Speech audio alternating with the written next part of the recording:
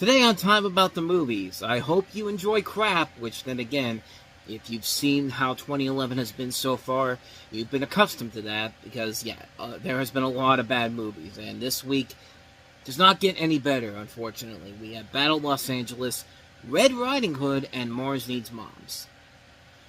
This is one of those times when I wish I could drink alcohol. I don't drink alcohol, I just never really got into it, but times like this, on weekends like this, and dealing with the fact that I'm going to have to talk about this today, weeks like this make me want to start drinking. So here's the next best thing, a Diet Pepsi. I'm going to chug it as we go ahead and get to the title here for Time About the Movie. So let's go ahead and get to it.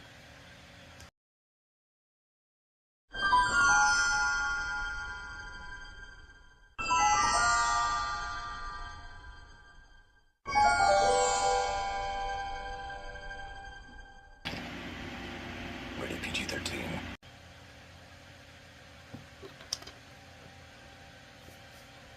Excuse me.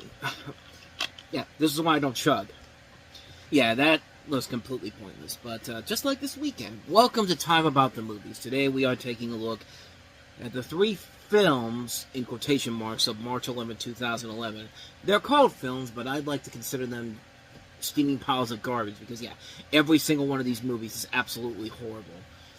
Case in point with our first film, Battle Los Angeles, in which you have a Marine Staff Sergeant played by Aaron Eckhart, who leads a platoon of U.S. Marines joined by other stranded military personnel defending Los Angeles from an alien invasion. Now, if you remember the movie Skyline from back in November, there was a controversy going on between the Strauss brothers, Greg and Colin. Still recovering from that, but from the drink, by the way. But they were hired to do visual effects work on Battle Los Angeles, but they also were using the same type. But they were also making their own Los Angeles-based alien film in Skyline, which was supposed to compete with Battle Los Angeles, and use the resources they had gained while working on the film without the consent of Sony Pictures. And so, a spokesman for the Strauss said that any claims of impropriety are completely baseless. This is a blatant attempt of Sony to force these independent filmmakers to move a release date that had been long set by universal relativity and is outside of the filmmakers' control. And then Sony initiated arbitration against Hydraulic and the Strauss brothers, and then later dismissed the arbitration. I think they realized that this was not a case they really wanted to get into, because both of those movies are fucking terrible. And this is just as bad, if not worse, than Skyline, because this is literally just District 9, except with an even bigger blown-up budget. And this is Sony Pictures ripping off District 9. They released District 9 under TriStar. This is like if the producers of that movie came to Battle Los Angeles came to District 9 and say, "Hey, can I copy your homework?" Okay, yeah, but change some things around so it doesn't look like you're cheating. And they failed miserably at that, because you could take all the places out of District 9 and literally put it in this movie. That's exactly what Battle Los Angeles is. A steaming pile of garbage that's just ripping off District 9 and just failing miserably at it. And it's just not a good movie. The visuals are just so terrible. Like, this is like a Michael Bay Transformers movie, except Michael Bay is nowhere near this film whatsoever. And they're not doing a good job of making this thing look any kind of realistic whatsoever. It doesn't even look good for a video game. I mean, this thing looks terrible. Terrible. Like, the visuals are terrible. It takes itself way too seriously. Like, this is way too serious for a film that should be stupid fun all across the board. This needed to be like Starship Troopers on that type of a level. But this movie is just so ridiculously stupid. It's way too long. This cast is completely wasted in here. You got Aaron Eckhart, Bridget Moynihan, Neo, Michael Pena, Michelle Rodriguez, Ramon Rodriguez, directed by Jonathan Liebsman, who is not the best director overall. I mean, granted, he did do Teenage Mutant Ninja Turtles, which wasn't that bad of a movie compared to some of his other films. But then again, you would expect this from the same director who did Darkness Falls. And I think this actually was the last thing he did. No, I thought it was, but no, he did not even a movie, but he did the short film of Rings. He also did the Texas Chainsaw Massacre at the beginning, and okay. This guy is not a great director. His best movie was Teenage Mutant Ninja Turtles. He also did Wrath of the Titans, which the sequel that nobody was asking for, but because Clash of the Titans was a success, that's why we got it. This thing sucks. This movie is not a good movie. This is a lousy, lousy film. Terribly put together, badly written, just choppy, horrible visual effects, just and just a blatant ripoff of District 9, and not in any good way, shape, or form. This movie sucks, plain and simple. And yeah, this is about as bad as you can get. So yeah, that's Battle Los Angeles. Let's keep this steamy pile of a weekend continuing with our next movie, and that is Amanda Seyfried in Red Riding Hood. What big eyes you have. Red Riding Hood starts March 11th.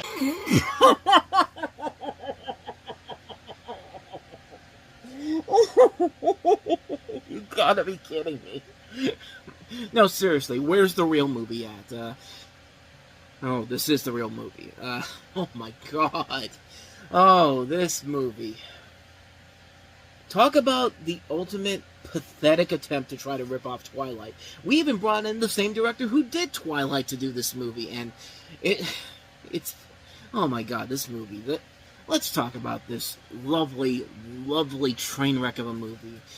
Amanda Seyfried plays Valerie, a beautiful young woman torn between two men.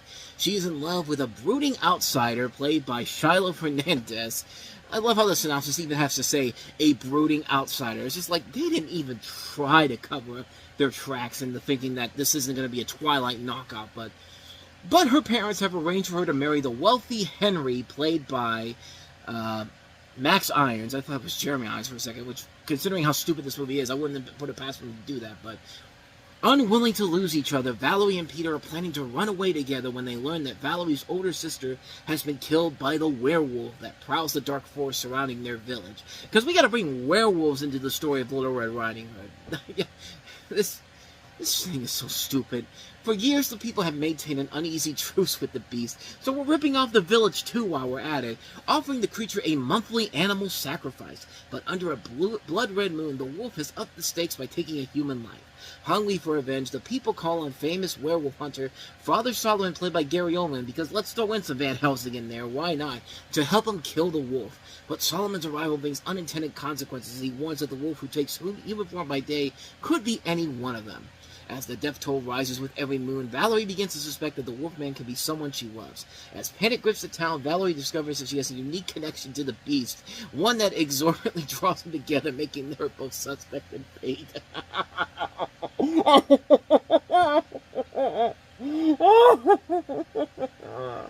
Oh my god, this is one of the stupidest movies I've ever seen in my entire life. Like, this movie is awe-inspiring. How bad this is. This is one of the most pathetic, lazy attempts to try to bring Twilight into anything. This movie is the prime example of what happens when you try to copy a trend and you fail miserably at it. This movie is exactly that. This is literally the definition of a film that refuses to take its... is like, the way you gotta do this, you gotta do this as a parody, or play it straight. Do what the Naked Gun movies do. Like, play the story straight, but don't be afraid to be funny. The problem with this is that they take themselves extremely too seriously. Everything about this movie is so pathetically put together and so badly put together. Like, this movie literally is, hey, Twilight's a success. We want our Twilight success too. And yeah, we don't have any source materials to actually do this with, so just take a classic story. Red Riding Hood, let's do with that. Like, that's exactly what happens in this movie. Nothing about this movie makes any sense whatsoever. The effects in this movie are terrible. Actors who know better. They know better than to star in garbage like this. Amanda Seyfried has been a good actress. Gary Oldman's a good actor. Virginia Madsen has been great and stuff. Julie Christie. They got Julie Christie for this movie. Like, and this is one of the last things she did. And this isn't written by a hack either. This is written by the guy who wrote the Conjuring movies, David Leslie Johnson. He wrote Aquaman. These are people that are talented. Hell, I give Catherine Harbert credit, but before Twilight, it was proven that she was a good director. She did Lords of Dogtown. She did 13. She did the Nativity Story. The whole idea of the movie is stupid. You're asking these people who know better to dumb yourselves down so that we can have a knockoff of a popular franchise, and the end result is this hilariously bad train wreck of a film that it's not even funny as a guilty pleasure movie. It's just a funny as in, you've got to be kidding me that you spent all this money on this film. This idea right here. This is even worse than Beastly. At least with Beastly, you got a sense that it was Beauty and the Beast. You got a sense that, yeah, they were knocking up with Twilight, but at least in that movie, they were at least trying to do something new and different with it. It didn't work, but it did a whole lot better of a job than this piece of garbage does. Like, this is unbelievably bad. This is ungodly awful. This whole thing is just a colossal failure on every single level. This is without a doubt one of the worst movies, not just of this year, but one of the worst movies ever made. Like, this is unbelievably bad, and everyone involved in this should be ashamed of themselves for attaching themselves to this garbage. This is fucking awful, man. This is fucking awful. Just, I think you get the point. Red Riding Hood, avoid this one like the plague. It is that bad of a film. It is garbage. It is a train wreck. It's a colossal failure on so many levels. So, with that said, let's go ahead and end this lovely, lovely week of movies with easily one of the biggest, is the biggest failure on so many levels. The failure so bad that it shut down a major production company that was on the rise after 2 successful movies in the 2000s, but then they went to Mars, and it all went downhill from there. Because, according to this movie, Mars needs moms. Mars needs moms, so the aliens are stealing them from Earth to raise their own kids.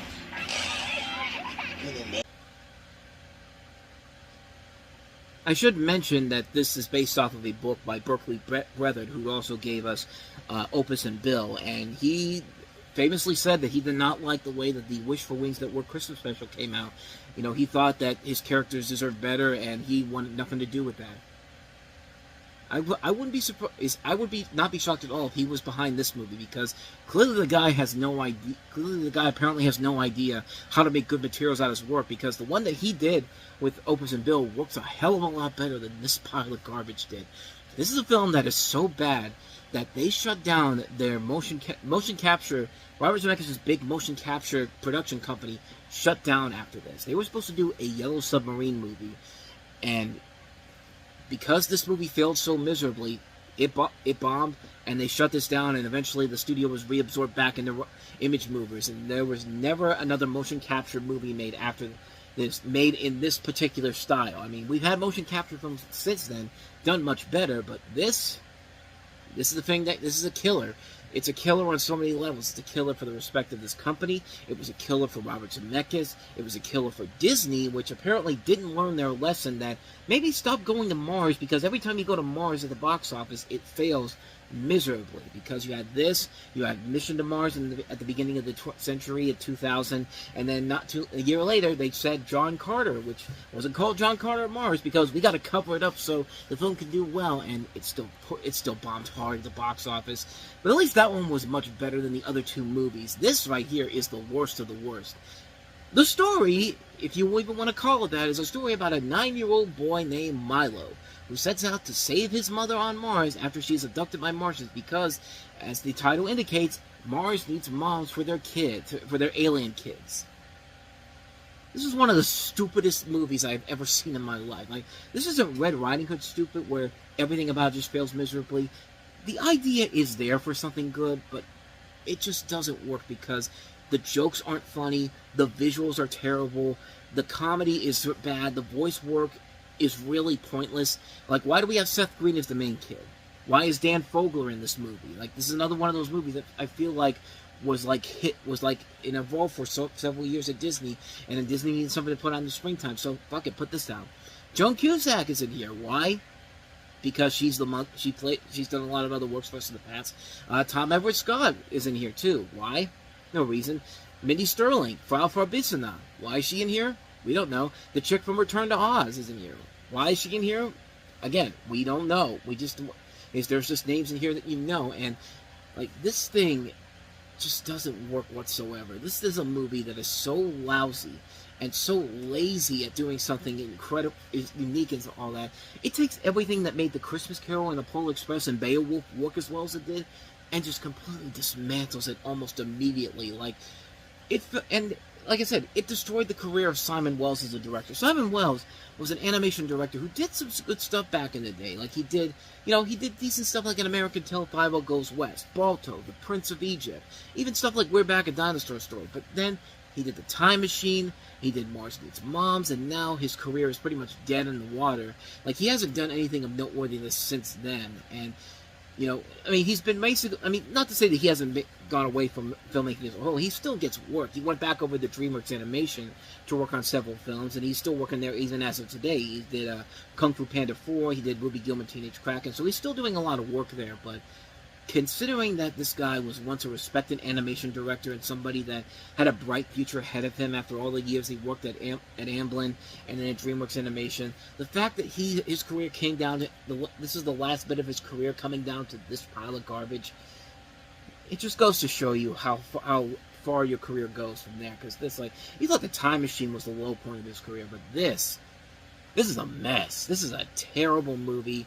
Badly animated, bad comedy, bad uses of its voice cast, just a complete waste of time and effort, and it lost Disney a shit ton of money at the box office. This is this is one of those movies that could kill a studio at this point, but, Disney finds a way, and they did find a way back later on in the year, but, overall, not a good movie. This is not a very good film. In fact, far from it. It's a terrible movie that was the death of motion capture for Robert Zemeckis. And, hey, at least a positive came out of it. It made Robert Zemeckis go back to making movies that actually were of his talents, because he would follow it up with Flight the following year, and then The Walk a couple years later.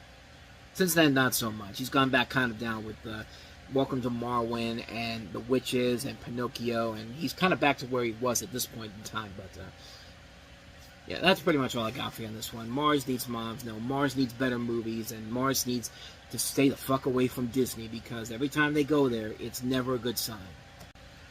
Oh my god, that was one of the worst. That was one of the worst weekends for movies I've ever had to look at on here. Not just for the number of bad movies, but not just bad movies, but god-awful movies that failed on every single level possible. And, yeah, that's just a perfect sum-up of the year of 2011 as a whole. I keep talking about it, but that's what this year has been so far. More bad movies than good movies. But at least, again, just like the week before this, next week we'll have some much better movies to look at here. At least two of them, I know. Bradley Cooper is starring in Limitless with Robert De Niro also in the cast. Matthew McConaughey starring in The Lincoln Lawyer, which is a film that is important in his career because it helped him kind of relaunch his career in general from being the romantic comedy guy and more back to the actor that we knew him for back in the early 90s. We also have Paul with Simon Pegg and Nick Frost starring in a movie where they have to help an alien played by Seth Rogen get back home. We'll take a look at that one as well. Directed by the guy who did Superbad, too. So we'll have a much better show, I promise you, next time around. That'll be tomorrow. But until then, thank you so much for watching this. I hope you enjoyed it. If you did, go ahead and hit that like button, hit that subscribe button, hit that notification button. Also, don't forget to check out our playlist, and don't forget to check out the last episode we did. So with all that said, whether it's in the past, the present, or the future, I will see you at the movies. Hopefully with a much better schedule of films to look at. So, till then, take care.